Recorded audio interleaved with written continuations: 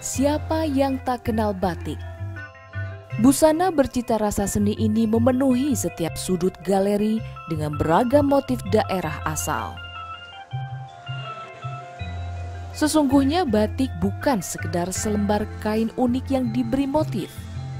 Busana ini menyimpan filosofi tentang ketekunan, kegigihan, serta kebanggaan.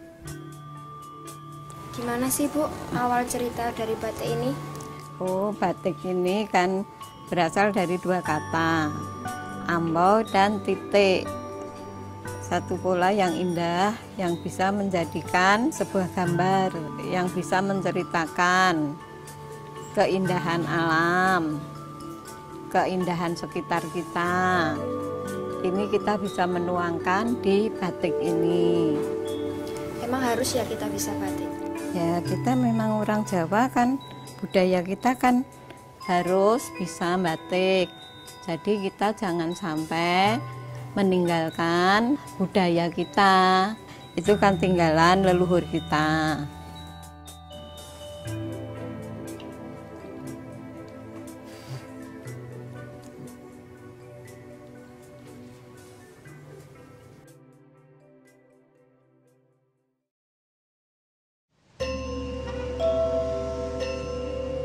Sejarah batik di Indonesia begitu panjang.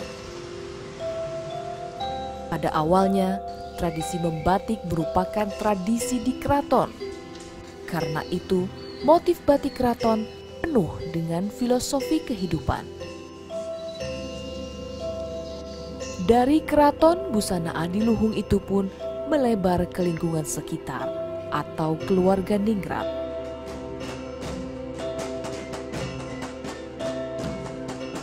Adalah abdi dalam keraton yang kemudian membawa tradisi batik benar-benar keluar dari lingkungan keraton. Batik itu sudah ada sebelum Kerajaan Surakarta. Di Majapahit pun sudah ada. Turun-temurun Majapahit, Demak, Pajang, Mataram, dan sampai Surakarta.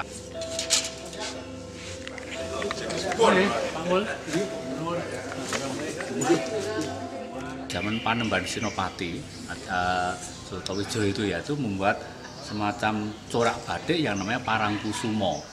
Parangkusumo itu coraknya miring gitu. Nah itu juga ada falsafahnya. Dan itu memang dipakai khusus untuk keluarga raja. Jadi tidak sembarang. Jadi raja, putra putri raja atau bangsawan yang kelas tinggi itu yang corak parang. Nah semuanya itu dasarnya dasar hitam atau coklat dan ada warna putihnya, karena semua itu ada falsafahnya bahwa dalam dunia ini memang ada gelap, ada terang, ada susah, ada senang gitu. Nah, kemudian pada masa Pakubuwono ketiga itu istri atau prameswarnya membuat corak yang namanya truntum. Truntum itu seperti gambaran bintang bertaburan di langit. Itu menggambarkan bahwa walaupun dalam keadaan gelap, sekedip bintang itu bisa menerangi. Jadi artinya bahwa dalam kegelapan ada terang juga.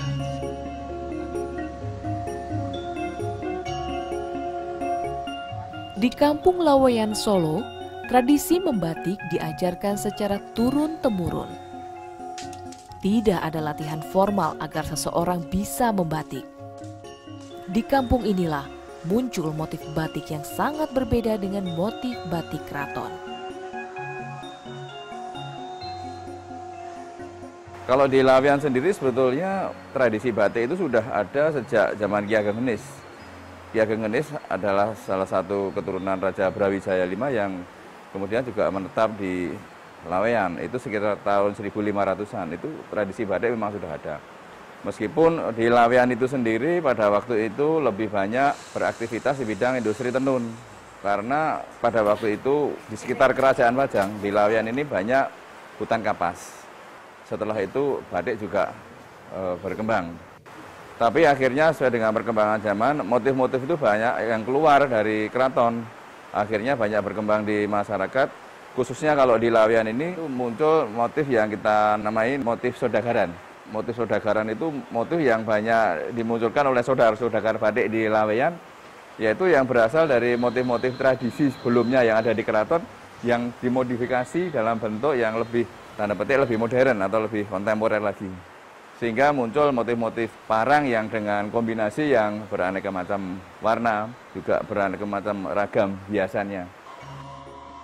Pembuatan batik tulis melalui beberapa tahapan, yaitu pewarnaan, pemberian malam atau lilin pada kain, serta pelepasan lilin dari kain.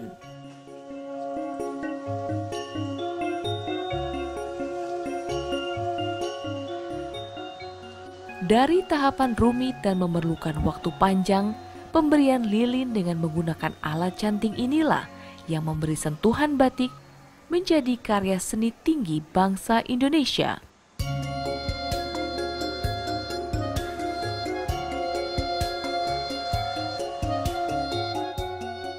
Seiring dengan perkembangan zaman, pembuatan batik tidak terbatas sebagai usaha rumahan, melainkan diproduksi secara massal.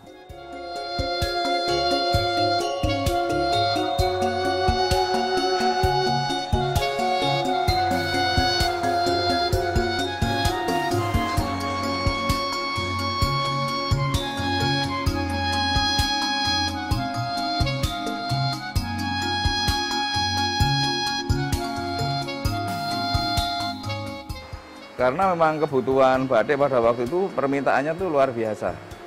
Sehingga memang untuk produksinya itu dibutuhkan suatu kecepatan yang dalam rangka memenuhi tuntutan konsumen.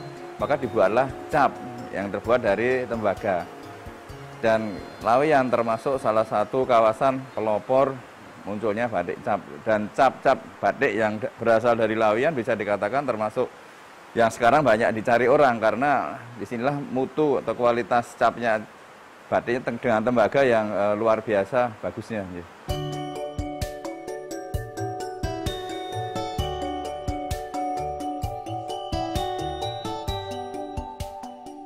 Kini batik bukan lagi hanya milik bangsa Indonesia, melainkan kekayaan dunia. Karena UNESCO sejak 2 Oktober 2009 mengukuhkan batik tulis sebagai warisan dunia.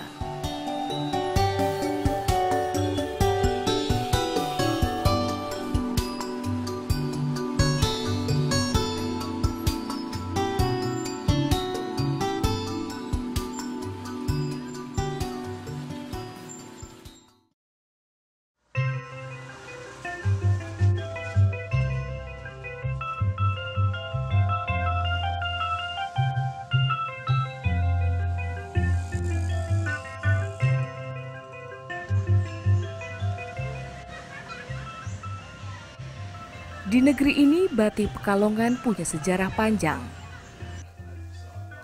Motifnya dianggap lebih garang dibandingkan batik Solo, Yogyakarta, atau batik produksi kota lain. Namun sesungguhnya, motif tidak terkait dengan kualitas seni. Aneka motif batik sesuai asal daerahnya yang terlukis dalam selembar kain cukup untuk menggambarkan potensi kekayaan seni batik Nusantara. Dibandingkan motif batik daerah lain, motif batik Pekalongan lebih banyak diwarnai pengaruh unsur luar. Inilah cara seniman batik Pekalongan berinteraksi dengan kebutuhan pasar.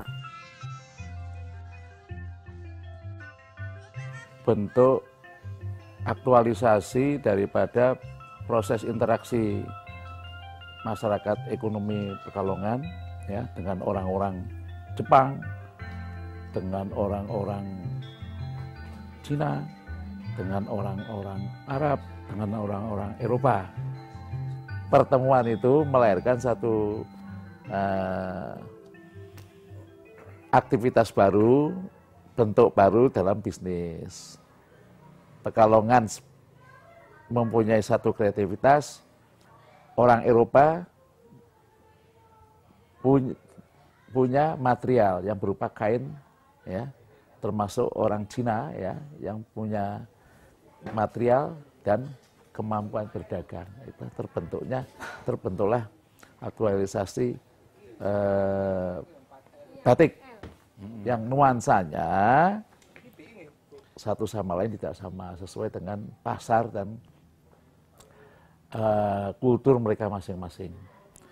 Karena batik itu harus secara sistem pemasarannya harus punya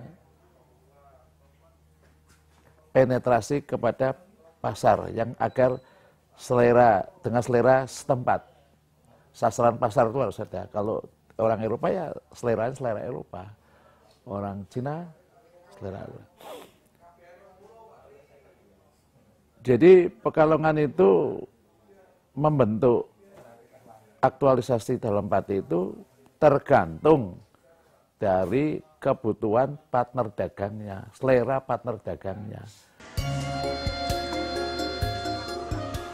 Ketika batik masih dibuat satu persatu dan memerlukan proses panjang, pembatik Pekalongan mempelopori batik dibuat secara massal dengan menggunakan teknik cetak.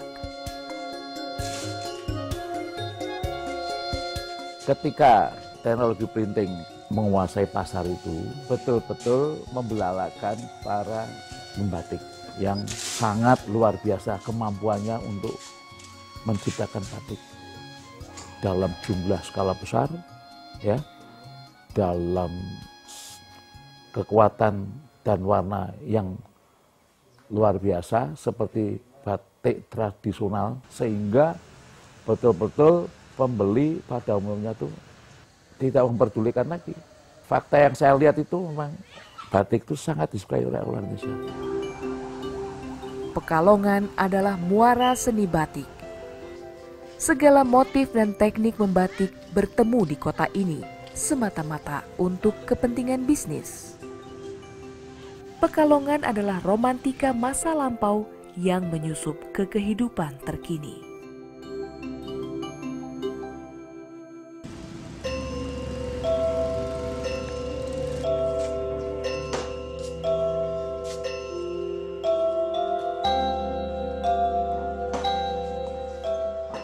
Solo termasuk salah satu kota pelopor tradisi batik di Indonesia.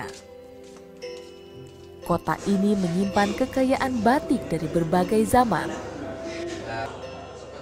Di Museum Batik yang setiap hari dikunjungi pengunjung, tersimpan 10.000 batik kuno. Museum Batik di Solo ini milik perorangan yang diresmikan Presiden Indonesia pada 20 Oktober 2008. Karena jumlah koleksinya demikian banyak, pemajangan batik hanya berkisar 700 lembar dan akan digilir setahun sekali. Diperlukan waktu belasan tahun untuk bisa menikmati seluruh koleksi batik di museum ini. Semua jenis batik hasil perkembangan batik kita itu semua ada dan dipamerkan di museum ini. Ada batik keraton, ada batik pengaruh Cina, ada batik pengaruh India, ada batik keraton sendiri, ada 4 macam, batik keraton Solo, Mangkunegaran, Yogyakarta, dan Pakualaman. Lalu batik pengaruh keraton itu ada Madura, Banjar, Banyumas, lalu di Cirebon juga, tapi Cirebon juga masuk batik keraton salah satunya. Lalu batik petani, batik Sudagaran. Kristen bentar lagi, berarti kan ada sesuatu lah, mungkin sesuatunya itu. Lalu saya takut, kenapa saya? Nah, Jogja, sekarang dapat knowledge. Bagi kolektor batik, memburu koleksi kuno yang tersimpan di Museum Batik di Solo merupakan katup untuk melampiaskan kecintaan terhadap busana seni. ada kepuasan jika berhasil memegang, apalagi bisa mengenakan batik kuno. Kalau kolektor itu biasanya ya mencintai dari segala aspek batik, semuanya, ya prosesnya, ya desainnya, ya arti filosofinya, semuanya. Lalu dia mengkoleksi itu, biasanya begitu. Sebagai warisan dunia, batik Indonesia mempunyai sejarah dan budaya. Dari kerajinan tradisional yang diturunkan ke generasi berikutnya dengan budaya industri. Kecintaan gadis belia ini terhadap batik semakin menegaskan bahwa batik merupakan simbol kebanggaan masyarakat Indonesia.